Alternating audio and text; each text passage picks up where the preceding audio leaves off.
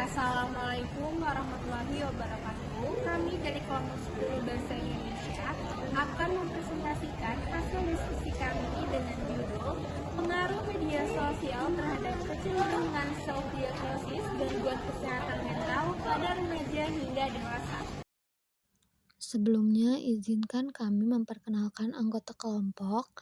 Kami terdiri dari Rahma Salsabila, Regina Putri, Rena Nora Priski Sonia, Safa Aulia Hadis Nurjanah, Salma Nadia Zulfa Nurfadilah, dan Salsabila Putri Azahra dengan NIM kami masing-masing dalam slide berikut ini. Kami juga berasal dari program studi S1 Psikologi, Universitas Bakti Kencana. Slide pertama yaitu teknologi digital memudahkan masyarakat untuk mencari informasi termasuk tentang kesehatan mental.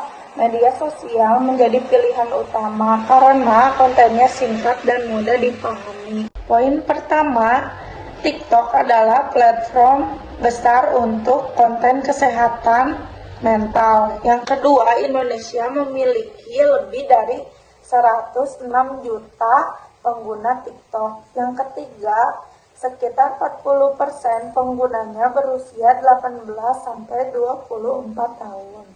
Remaja dan dewasa muda jadi kelompok yang paling sering terpapar konten kesehatan mental karena aksesnya cepat, anonim, dan terasa personal. Baik, selanjutnya yang pertama, paparan konten mental health yang tinggi membuat banyak orang konsumsi tanpa cek akurasi dan kompetensi kreatornya. Yang kedua, muncul tren self-diagnosis karena penonton merasa cocok dengan gejala yang ada di video. Yang ketiga, resikonya salah persepsi diri, kecemasan berlebihan, dan terlambat mencari bantuan profesional. Selanjutnya, diperlukan edukasi untuk membedakan konten edukatif versus proses diagnosis klinis. Selanjutnya, tujuannya penggunaan media sosial yang lebih bijak dan tidak merugikan psikologis. Baik, saya lanjutkan. Yang menjadi pembahasan di sini adalah konsep self-diagnosis di media sosial, dimulai dari penetapan gangguan mental secara mandiri, berdasarkan konten internet tanpa asesmen profesional, seperti konten TikTok yang singkat dan emosional seringkali membuat pengguna merasa cocok dengan gejala tertentu. Padahal, diagnosis klinis membutuhkan wawancara, observasi, dan instrumen yang tepat. Self-diagnosis rentan keliru karena banyak gejala psikologis yang tumpang tindih. Fenomena ini meningkat akibat rendahnya literasi kesehatan mental dan digital, konten yang mudah dipersonalisasi, dan kebutuhan akan validasi sosial yang tinggi. Di slide selanjutnya saya akan menjelaskan tentang dampak negatif self-diagnosis. Yang pertama yaitu ada kesalahan diagnosis, seperti menyimpulkan gangguan hanya dari beberapa gejala umum, sehingga sering keliru membedakan mana yang stres atau kelelahan dari kondisi klinisnya. Yang kedua yaitu menunda cari bantuan profesional, karena merasa sudah memahami apa yang dialami, padahal tanpa penanganan yang tepat, gejalanya bisa makin parah. Yang ketiga, ada kebiasaan mencari informasi kesehatan secara berlebihan di internet atau yang dikenal sebagai cyberchondria bisa memicu kecemasan yang berlebihan.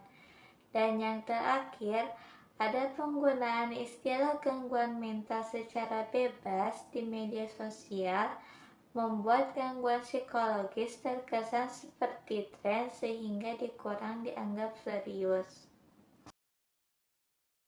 Pembahasan ini menunjukkan bahwa banyak pengguna TikTok mengkaitkan gejala umum dengan gangguan psikologis tanpa melalui asesmen profesional. Tingginya paparan konten kesehatan mental membuat individu merasa yakin mengalami gangguan tertentu, sehingga muncul kesalahpahaman dalam memahami gejala yang sebenarnya masih tergolong wajar. Dampaknya, kondisi ini dapat meningkatkan kecemasan, kebingungan identitas, serta kesulitan membedakan stres biasa dengan gangguan klinis. Oleh karena itu, diperlukan literasi kesehatan mental dan digital yang baik.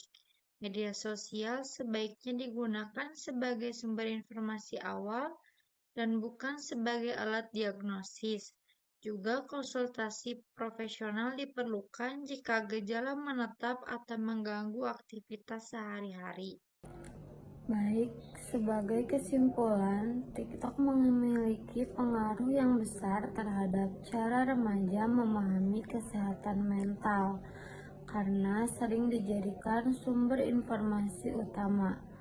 Namun, paparan konten yang tinggi tanpa literasi yang memadai dapat meningkatkan resiko misinformasi dan self-diagnosis yang berdampak pada kesalahan memahami gejala dan munculnya kecemasan berlebih. Oleh karena itu, individu perlu memahami informasi kesehatan mental secara bijak, menjadikan media sosial sebagai informasi awal, dan tetap mengutamakan konsultasi dengan tenaga profesional. Seluruh daftar rujukan dapat dilihat pada slide ini sebagai dasar teoritis dari jurnal ilmiah yang kelompok kami susun. Sekian dari kelompok kami. Wassalamualaikum warahmatullahi wabarakatuh.